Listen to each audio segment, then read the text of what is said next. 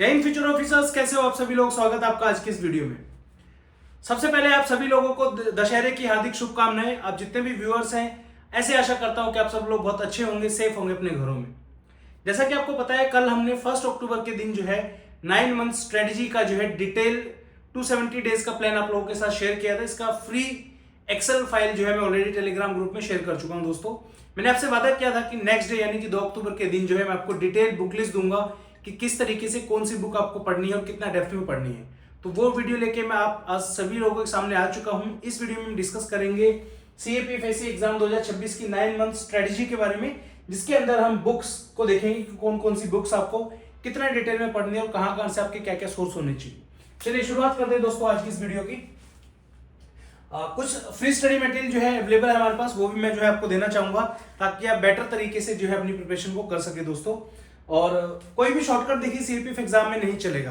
काफी बच्चे देखता हूं मैं जनरली डिपेंड रहते हैं कि मैं किसी कोचिंग इंस्टीट्यूट के नोट्स परचेज कर लेता हूं, ठीक है, एग्जाम से 2 महीने पहले उन नोट्स को पढ़ लूंगा और एग्जाम क्रैक हो जाएगा। तो ऐसा बिल्कुल नहीं है दोस्तों।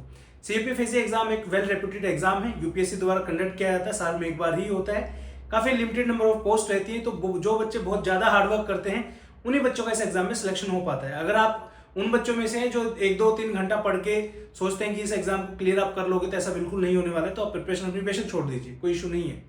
आप अगर रिगरस मेहनत कर सकते हैं बिना घंटे गिने कि मैं कितने घंटे पढ़ूं, उस हिसाब से आप मेहनत कर सकते हैं बिना घंटों को काउंट किए, तो जो है आप इस एग्जाम को अच्छे से प्रिपेयर कर सकते हो और क्लियर भी कर सकते हो दोस्तों, ठीक है।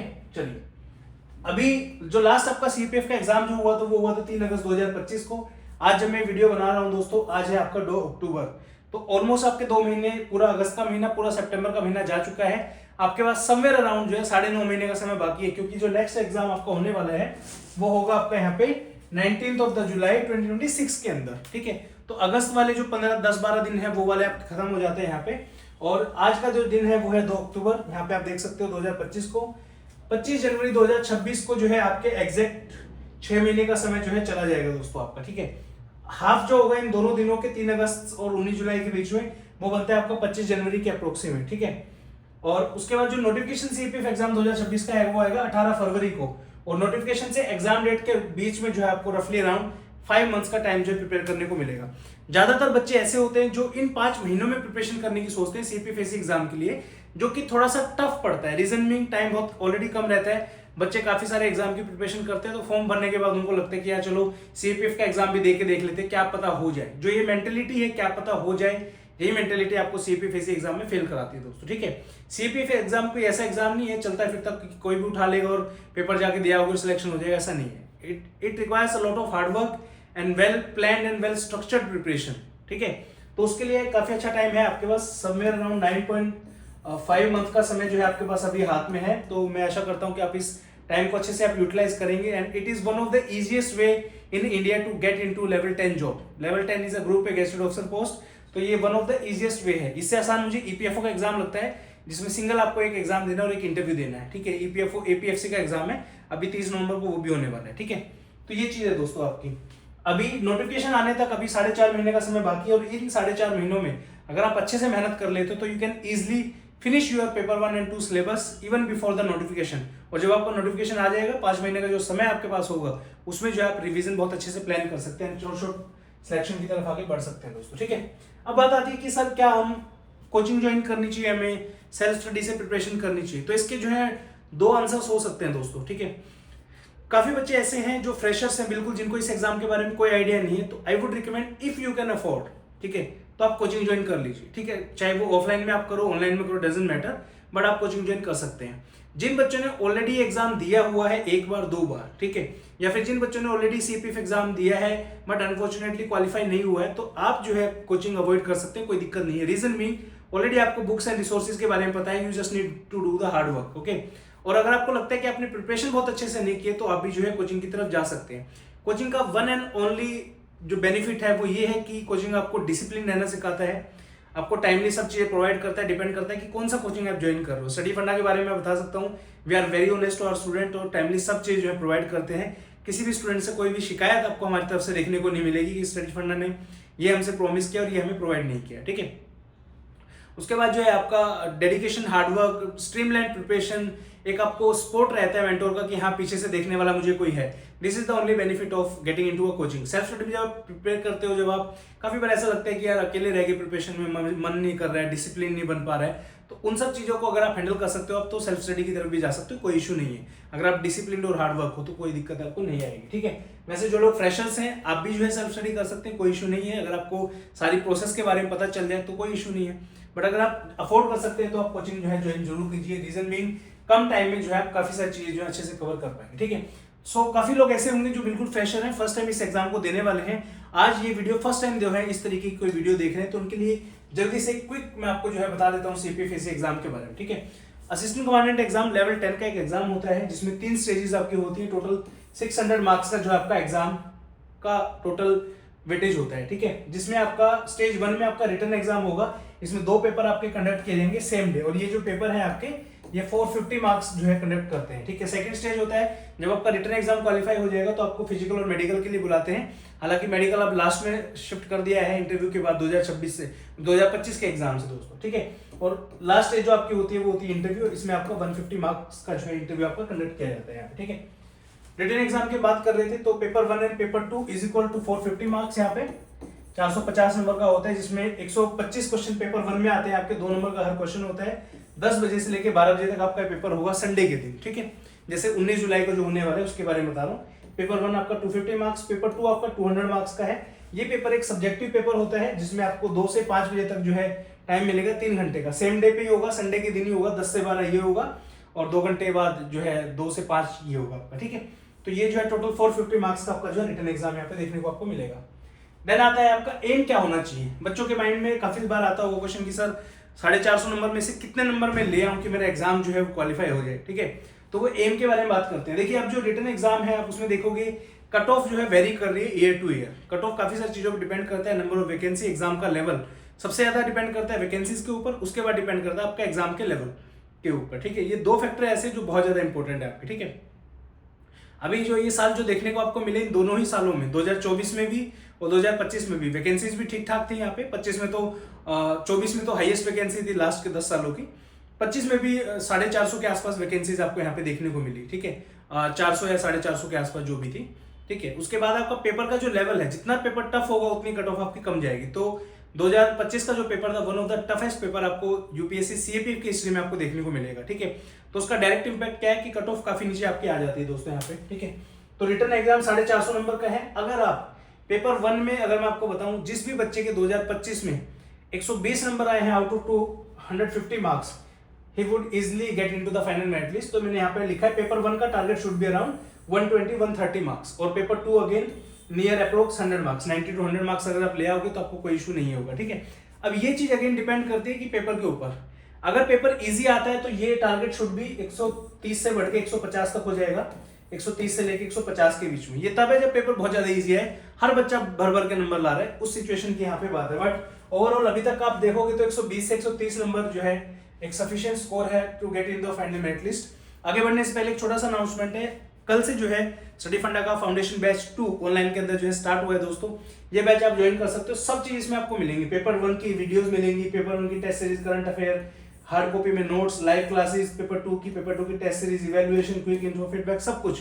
और ये जो कोर्स है आपका 16,000 का, आज दशहरे के मौके पे जो है इसका हमने प्राइस जो है रिड्यूस करके 14,000 किया। आपको कूपन कोड लगाना है FB फाउंडेशन बैच 2026 और ये जो कोर्स है आपका 14,000 का आपको देखने को मिलेगा। और ये कूपन जो है नेक्स्ट 2 डेज के लिए वैलिड रहेगा दोस्तों, ठीक है।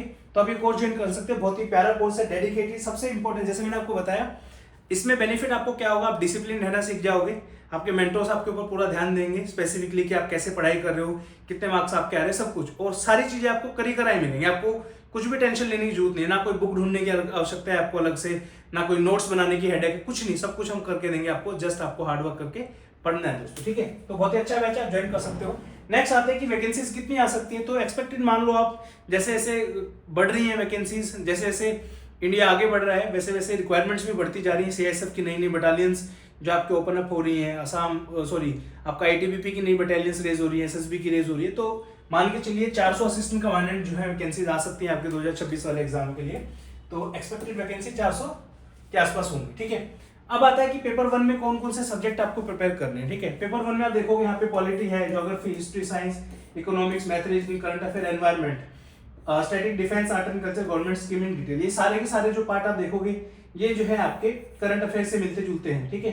तो मेन जो सब्जेक्ट आपको प्रिपेयर करना है वो करना है आपको polity, geography, history, science, math, reasoning और करंट अफेयर, ठीक है।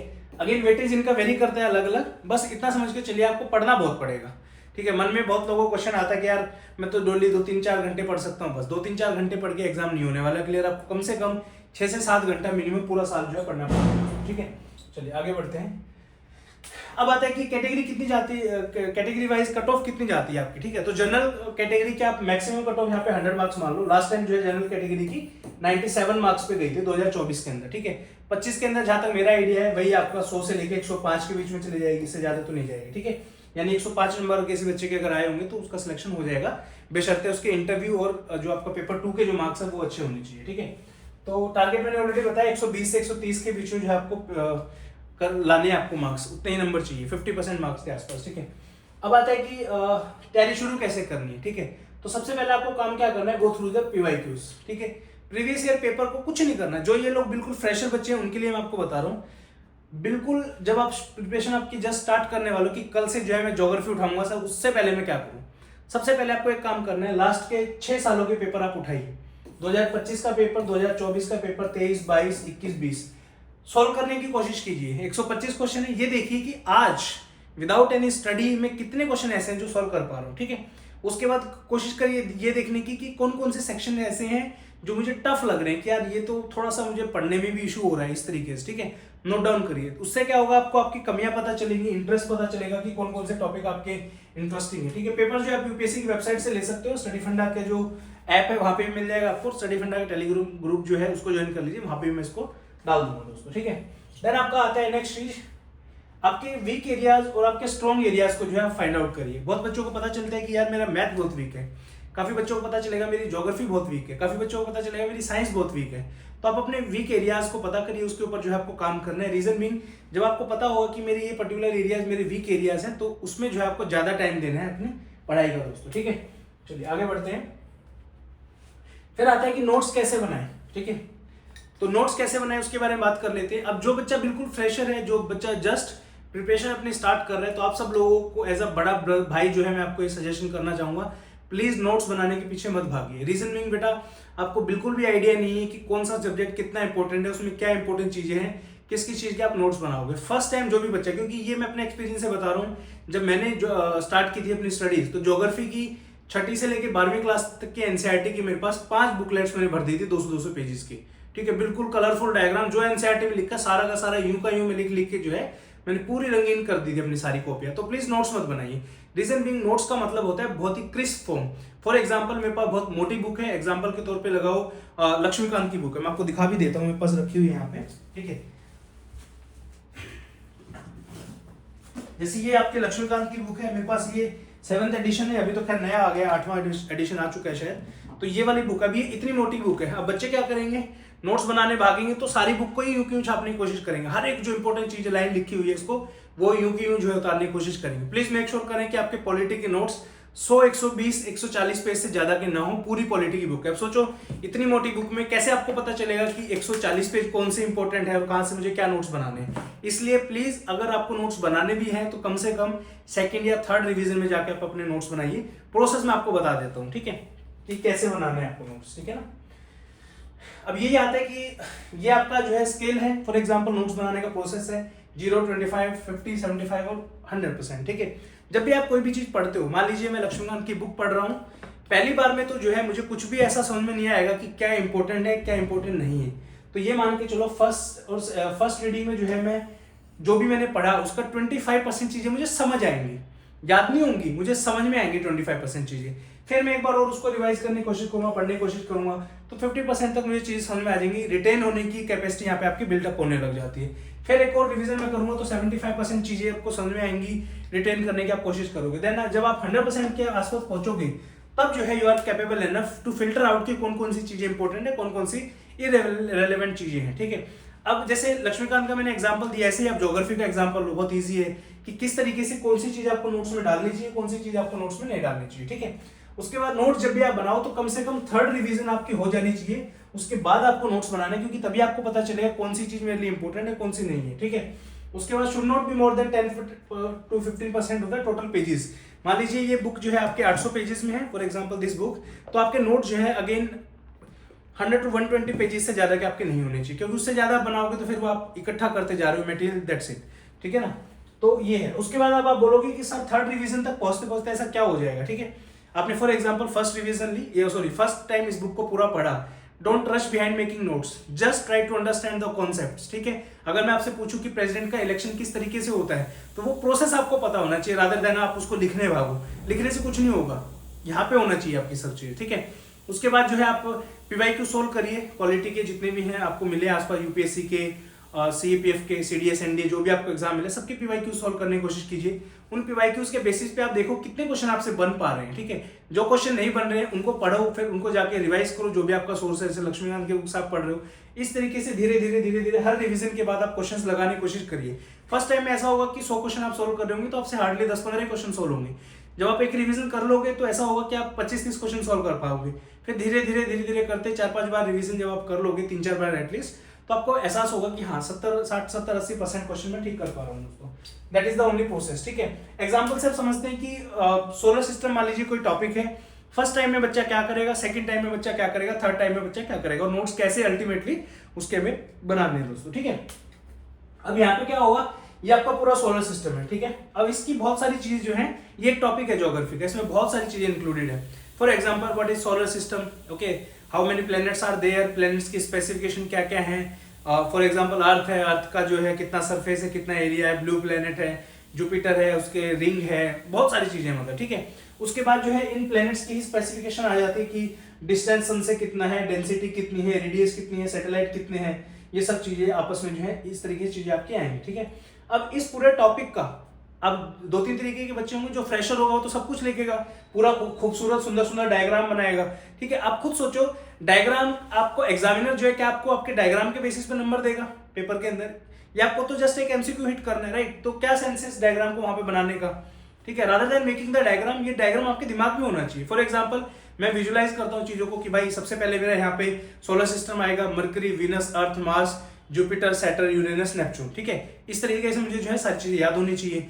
अब ये चीज मान लो मैं नोट्स बनाने में टाइम वेस्ट करूँ तो उसका कोई सेंस नहीं है। Please try to understand, your focus should be completely on understanding the concepts, ठीक है। First time, second third time आप उनको रिवाइज करो, मल्टीपल टाइम क्वेश्चन सॉल्व करो, लास्ट में जब आपको नोट्स बनाने पड़े तो पूरे सोलर सिस्टम के जो है, अच्छा इसमें और भी चीजें आती है, इनर प्लेनेट आते हैं, आउटर प्लेनेट आते हैं, एस्टेरॉयड बेल्ट आती है। अगर ये चीजें भी आप लिख रहे हो ना कि भाई सन से लेके जो आपका मार्स और इसके बीच में जो है आपकी ये एस्टेरॉयड बेल्ट है फॉर एग्जांपल, ठीक है। इन प्लैनेट्स को आप इनर प्लैनेट बोलोगे, इनको आउटर प्लैनेट बोलोगे, और ये चीज आप अपने नोट्स में अगर लिख रहे हो तो it is of making no sense. This is a concept basically, और ये आपके दिमाग में होनी चाहिए सब सारी चीजें।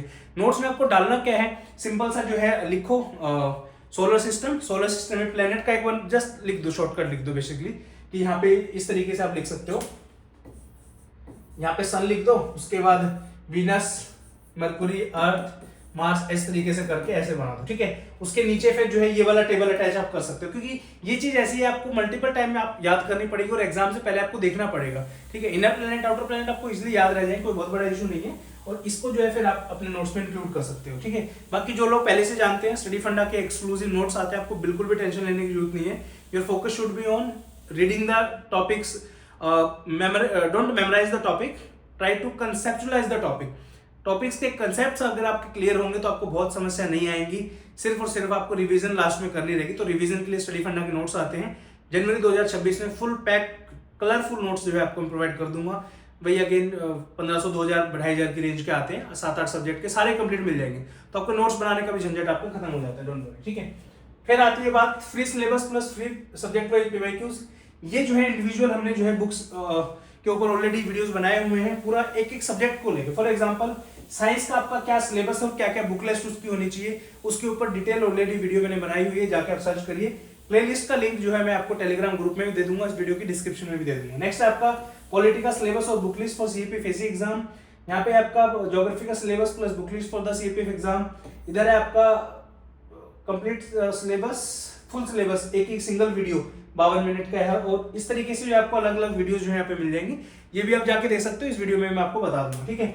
दूसरा जो है फ्री में आपको सब्जेक्ट वाइज पीवाईक्यू स्टडी फंडा के फ्री स्टडी मटेरियल सेक्शन में मिल जाएगा। यहाँ पे हमने क्या किया है, सब सब्जेक्ट को ईयर वाइज जो है सब्जेक्ट वाइज टॉपिक्स के क्वेश्चन हमने सेग्रीगेट किए। जैसे फॉर एग्जांपल सीएपीएफएसी एग्जाम 2025 से लेके 2009, 24, 23, 22, 21 ऐसे करते करते 2009 तक आज तक इतने भी एग्जाम हैं, उन एग्जाम में ज्योग्राफी के जो भी पर्टिकुलर क्वेश्चन है वो एक सिंगल पीडीएफ फाइल में मैंने लगा के जो है अपलोड किए हुए हैं।